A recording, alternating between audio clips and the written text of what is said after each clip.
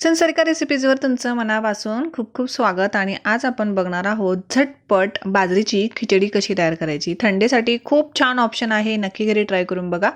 तर त्यासाठी इथे मी गॅसवर कुकर ठेवला आहे आणि त्यामध्ये आपण 2 ते 3 चमचे तेल गरम करून घ्यायचं। त्यामध्ये आपण टाकूया जिरे, मोहरी, तेजपान आणि थोडासा हिंग। त्यानंतर थोडासा कढीपत्ता आपण त्यामध्ये टाकून घेऊया। त्यानंतर बारीक कापून घेतलेला कांदा, शेंगदाणे,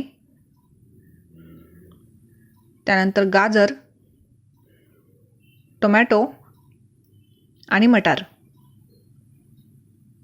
या सर्व साहित्यांचे प्रमाण हे तुमच्या आवडीनुसार कमी जास्त करून घेऊ शकता। इथे मी एक छोटी वाटी एक वाटी इथे वापरला आहे। तर हे आपण मस्त असं परतून घेऊया।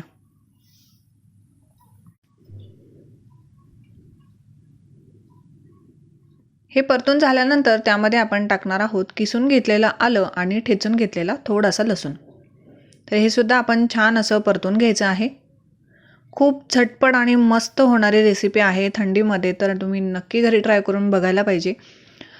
तर आता आपण त्यामध्ये टाकणार आहोत थोडीशी हळद, लाल तिखट, त्यानंतर कुठलाही मसाला तुम्ही इथे वापरू शकता। इथे मी पावभाजी मसाला वापरला आहे, तुम्ही सांबार मसाला सुद्धा वापरू शकता, त्याने सुद्धा खूप छान चव येते।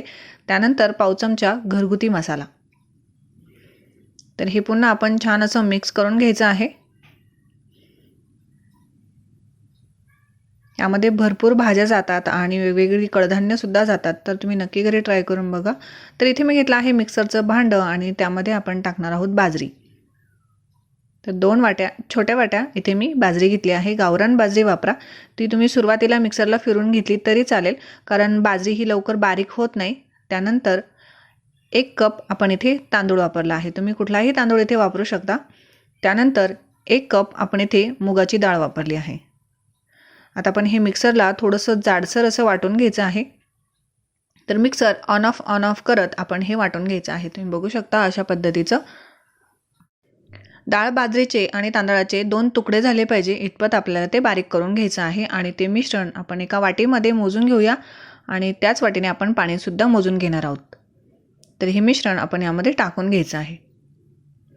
जर मुलं बाजरीची भाकरी खात नसतील तर खूप छान पर्याय आहे, किंवा तुम्हाला संध्याकाळी हलकं फुलकं काहीतरी खायचं असेल, झटपट काहीतरी बनवायचं असेल, तर तुम्ही नक्कीच ट्राय करून घेऊ शकता। खूप छान मस्त अशी रेसिपी आहे, हलकी फुलकी अशी रेसिपी आहे, नक्की घरी ट्राय करून बघा।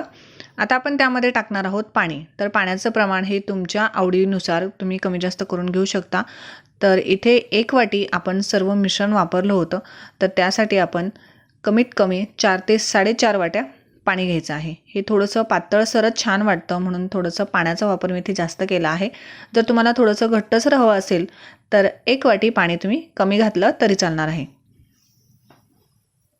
त्यानंतर थोडीशी कसुरी मेथी त्यामध्ये टाकून घ्यायची आणि चवीनुसार मीठ टाकायचं आहे। यामध्ये तुम्ही थोडासा गुळाचा खडा सुद्धा वापरू शकता, त्याने सुद्धा खूप छान चव येते। त्यानंतर चवीनुसार मीठ आणि हे आपण उकळू द्यायचं आहे। उकळल्यानंतरच कुकरला आपण झाकण लावणार आहोत। तुम्ही बाजारातून ओट्स आणत असाल तर ओट्सला खूप छान पर्याय आहे। हे सेम ओट्ससारखं लागतं। मसाला ओट्स तुम्ही जर खाल्ला असेल तर सेम मसाला ओट्ससारखीच चव याला येते। तर आपण यामध्ये टाकलं आहे थोडीशी कोथिंबीर आणि त्यानंतर याला आपण झाकण लावून घेऊया आणि कमीत कमी 5 ते 6 शिट्ट्या आपल्याला करून घ्यायच्या आहे। 5 ते 6 शिट्ट्यांनंतर तुम्ही बघू शकता हे मऊसर असं शिजलं गेलं आहे। मस्त अशी ही आपली बाजरीची खिचडी तयार होते।